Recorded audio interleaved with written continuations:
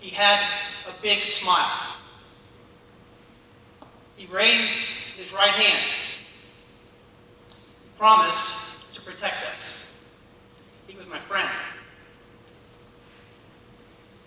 He was a grown-up, but just barely. He was 12 years younger than me. Still liked Xbox and laughing with his buddies. He raised his right hand, promised to protect us no matter what, because he cared more about others than he did himself.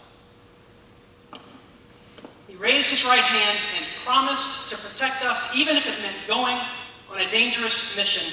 He wasn't jaded or cavalier or foolish. He knew the risks. He was afraid, but he went anyway. That's courage.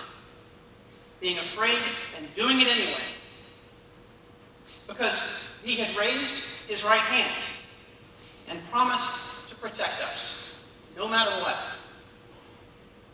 Because he knew the truth of greatness, that this, all of this, is more important than this. I may wear the same uniform he did, but I will never deserve an ounce of the honor he does. And don't think that what I'm telling you is a rare or far-off message. There are people you see every day that care more about you than they do themselves. There are others, perhaps, you will never see who live that same truth. And some of them wear uniforms. Some of them wore uniforms. A day is coming when the adults you see today will be old and tired, and it will be you all running the show behind big oak tables in legislatures, in boardrooms, at dinner tables, in cars, and homes, and street corners. And if you just remember what I'm telling you today, to care more about others than yourselves, if you remember that, everything will be fine.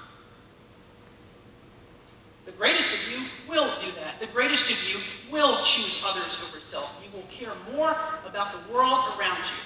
All of this over this.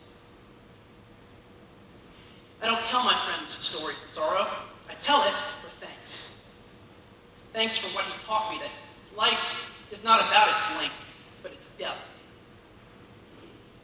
Every year, at the end of May, our nation stops to remember and tell the stories of service members who can't be here to tell their own Memorial Day. We are citizens of a nation that does not forget. Loss has no power over our memory. We will tell the stories not for fear or discomfort, but for thanks. No greater honor, no higher calling to care more about others than you do yourself. That is what they teach us. He was my friend, 12 years younger than me, but 100,000 times stronger. Today, we remember him and everyone else who can't be here to tell their stories. We remember and we tell their stories for them. That's all, and that is everything.